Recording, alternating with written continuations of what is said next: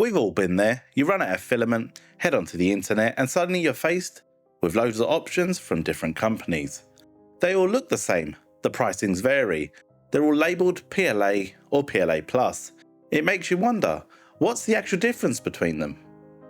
So instead of guessing, I've decided to test them properly.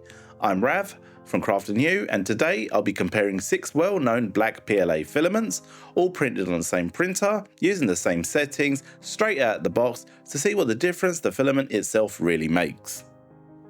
To keep this as fair and as realistic as possible, every filament is being printed on the same printer, a Bambulab X1C, using the same models throughout. Where a manufacturer's profile was available, I used it. Where one wasn't, I used the generic PLA profile. In all cases, there was no manual tuning or optimization. Everything was printed straight out of the box. That way, the differences you see come down to how each filament performs in normal, everyday use, no custom settings or calibration. Once the filament arrived, the first thing I wanted to look at was unboxing, because this is the very first impression you get before a single print even starts. Packaging across the board is fairly standard, vacuum sealed, desiccant inside, nothing unexpected. The windings look neat and consistent, which is a good sign. In hand, there isn't much here that immediately separates one from another. Right, the Bambu filament I'm using is a refill pack, so I've loaded it onto a reusable spool, which I'll just show you guys how to do once I take this spool apart.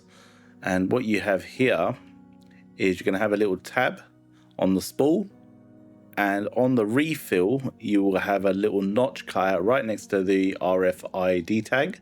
You line those two up, and then just make sure it's on, just give it a quick little turn, and once it's locked in place you won't be able to turn it. So that's the one way.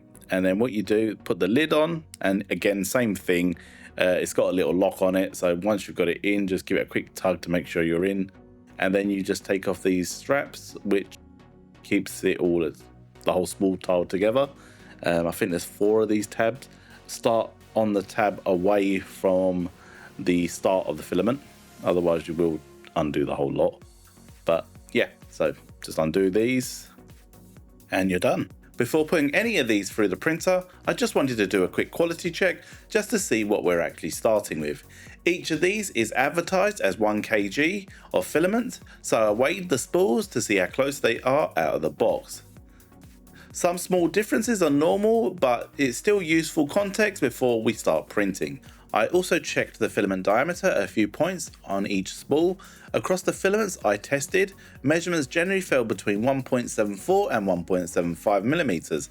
All the manufacturers quote a tolerance of plus or minus of 0.03 millimeters, so the readings sat comfortably within spec. At this stage, there's nothing here that would raise any concerns before printing, but it's useful baseline information to have. With the baseline tests out of the way, it is now time to start printing. I started with a simple calibration cube. It's a quick way to get a baseline and see if any obvious differences show up straight away. At this stage, I'm mainly looking at first layer behaviour, overall consistency, and whether anything stands out immediately. From there, I moved on to something more demanding, the Toster test by Clock Springs. This pushes things a bit further with bridging, overhangs and fine text, and small details that really show how filament behaves. This is where differences in cooling, flow and consistency start to become more noticeable. During one of the longer prints, I did run into an issue where one of the spools became tangled and stopped feeding properly. This isn't something that showed up during the unboxing, but it's worth mentioning because it can happen in real world uses, especially on longer prints. Once untangled, the print restarted and completed without any further issues. But technical tests only tell part of the story. To see how these filaments handle something more realistic, I printed the same decorative skull in each one. The organic curves, deep shadows and fine details make it easier to see differences in the surface finish and colour depth. Starting with Fillamentum, the calibration cube printed cleanly with good definition, the skull printed out well overall, although this was the filament that tangled during printing. Once sorted, it completed without any further issues and support came off cleanly. The surface finish has a nice matte look.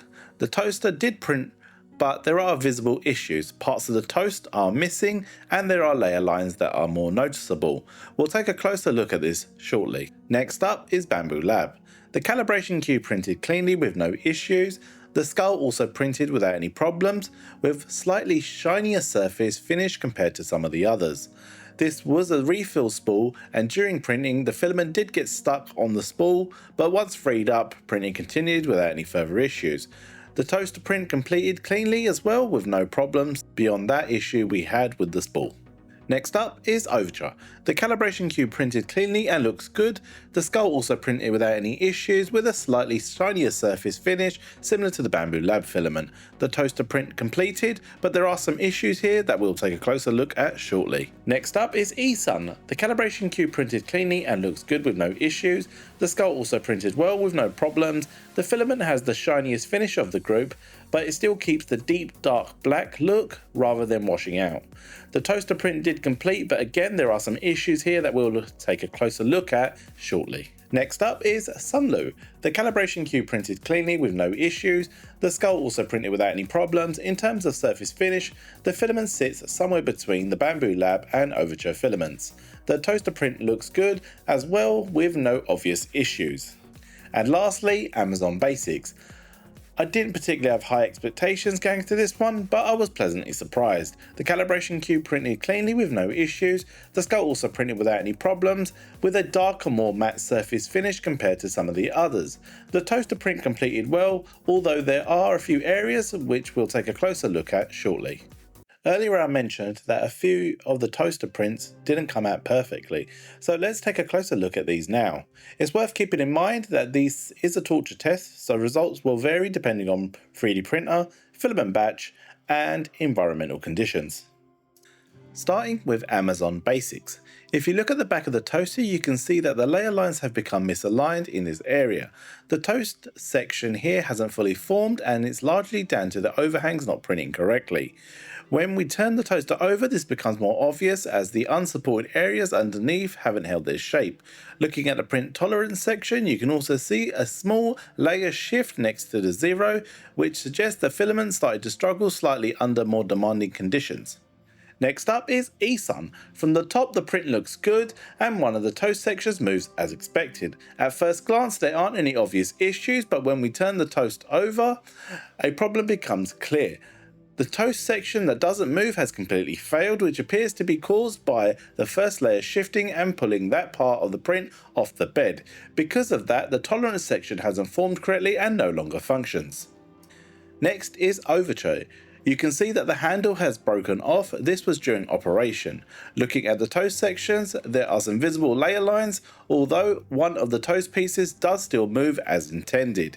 If we look towards the bottom of the model, there's a clear layer shift. Because of the layer shift, the tolerance test section doesn't function correctly, as the alignment is no longer accurate. Lastly, it's Fillamentum. At a glance this looks bad, but when you look at it more closely, it really is just the toast sections that have not formed correctly. This was caused by the first layer not sticking to the build plate, which meant that these sections failed early on. This also affected the tolerance test, which is why it didn't function correctly. Aside from those areas, the rest of the model printed well, suggesting that this was just a first layer issue rather than a broader print quality problem. For completeness, bambulab and sunlu didn't get a dedicated close-up here, simply because the toaster print completed without any obvious issues. Let's line up the skulls and the cubes to take a closer look. Looking at the calibration cubes together, all the filaments are capable of producing clean, usable prints. Any differences here are subtle rather than dramatic. Where things become more interesting is on the skull print. When you see these next to each other, the difference in surface finish, layer visibility, and how each filament handles curves and fine details becomes more easier to spot. And that brings us to the bigger takeaway. What this comparison really shows is that not all black PLA is the same, even when everything is labelled similar. The differences aren't always dramatic, but they do show up in surface finishes, how forgiving a filament is under more demanding prints, how consistently it handles detail. There isn't a single best option here, it really comes down to what you value the most, whether that's finish, ease of use, or reliability on longer prints. Hopefully this gives you a clearer idea of what those differences actually look like in practice when you choose a filament.